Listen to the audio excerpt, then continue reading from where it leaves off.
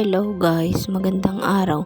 For today's video nga is meron kaming 2 sakong bigas galing Little Pius Philippines at kung para saan ito, di tara't samahan nyo ako. Bali ngayong araw nga ayan, nakapila na sila para sa bigas. Ang aking kasama inaantay ko pa at wala akong tagabuhat, pero meron naman diyang sadyang nakatalagang magbubuhat ng bigas para sa mga kababaeng hindi kayang magbuhat.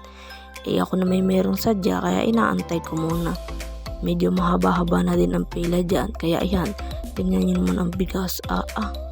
Ayan nga pala pangalawang araw na at kahapon pa nag-umpisang mamigay.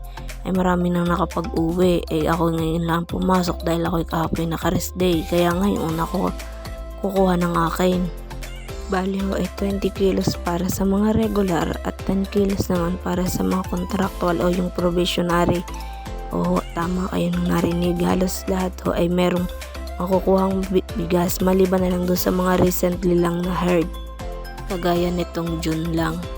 So ayan na nga, kita nyo naman nakapila na ang above ninyo at talagang handa nang mag-top para sa kanyang bigas. Excited na yan. Kala mo na may kayang buhatin ng isang sako, pagkapaya-payat namang iyan ay kainaman na din niya ang batang ito. So iyan na nga, ako na nga ang next na magtatap ng ID para makuha ko rin yung aking bigas.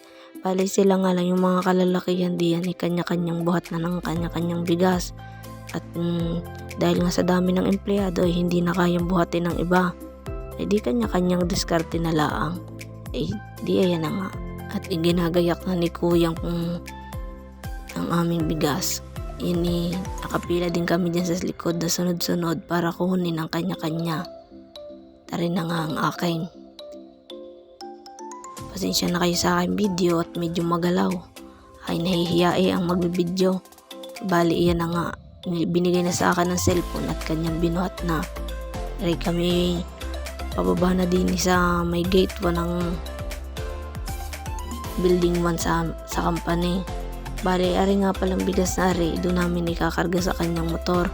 Gawa ng sa service dahil nga maraming sakay, hindi na kayang lahat doon ikarga. Nakakaawa naman ng van, napakadami namin. 3 araw lang binigay para kumuha ng bigas. Baka yung iba hindi makakuha, nakakaawa naman.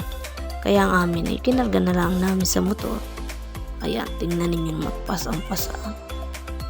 Parang nagdalalaan ng bulak. Kaya naman na.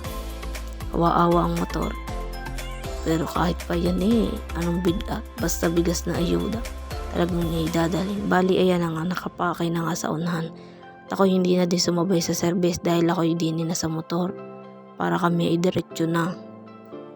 At ayan na nga, iniatras lang ni Jowa ang motor para maiikot doon sa unahan at doon ako sasakay. So ito na nga, nire-ready ko lang ang aking gamit at yan, kami may gagaor na. Ito nga palang mga iba'y nakamotor din dahil sa sobrang dami nga ng empleyado puno na ang shuttle, hindi kaya lahat ilagay. Mabibigat din naman, sobrang dami nga. Hindi naman kakayanin ng shuttle lahat ikarga iyon. So bali ayan na nga, kami nga gumaor na at ikarga na namin ang aming kabahagi. Bali kami uuwi na. Bali hindi naman kami inabot ng ulan diyan miski makulimlim ang panahon. At kung para saan nga itong ayudang ito, base sa nachismis ko, para daw ito doon sa summer outing ng company na hindi natuloy. Kung hindi ako dahil nga magtatag-ulan na, ang budget ari na lang ibinila ng bigas. Kaya yan, dahil 2 kami regular, 2 sako ang amin. Kaya maraming salamat Little Pius, hawot na lang ang bibili pang ulam. Kung umabot ka din di pa like and share, yun lang. Maraming salamat. Bye-bye.